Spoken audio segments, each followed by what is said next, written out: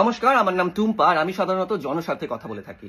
আপনারা দেখতে পাবেন যে আমাদের চারপাশে এমন অনেক বিয়ে পাগল মহিলা আছে যাদের এই মুহূর্তে খুব জোরে বিয়ে পেয়েছে, যারা মনে করেন যে আমাদের জেনারেশন লকডাউন, মহাকুম্ভ, যুদ্ধ সব দেখে নিল, শুধু তাদের বিয়েটাই দেখতে পেল না। তাদের কাছে আমার একটাই প্রশ্ন যে আপনারা কি আদৌ বিয়ে করতে চান? কারণ ইউনিভার্স আপনাদের যখন অপশন দিচ্ছে, আপনারা কি বলে রিজেক্ট করছেন? যে he is not good enough, he is not tall enough, he is not rich enough, and mostly he don't treat you like a princess. তা মহারানী, আপনি বর খুঁজছেন না সৈনিক?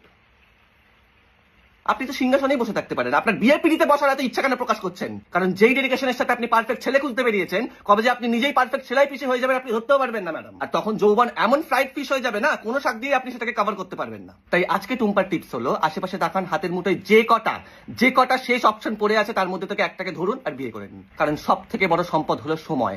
বিয়ের পরে বর পছন্দ না হলে বর পাল্টাতে পারবেন ম্যাডাম, কিন্তু সময় পাল্টাবে না। তাই বিয়েটা ঝটপট করে ফেলুন। নমস্কার।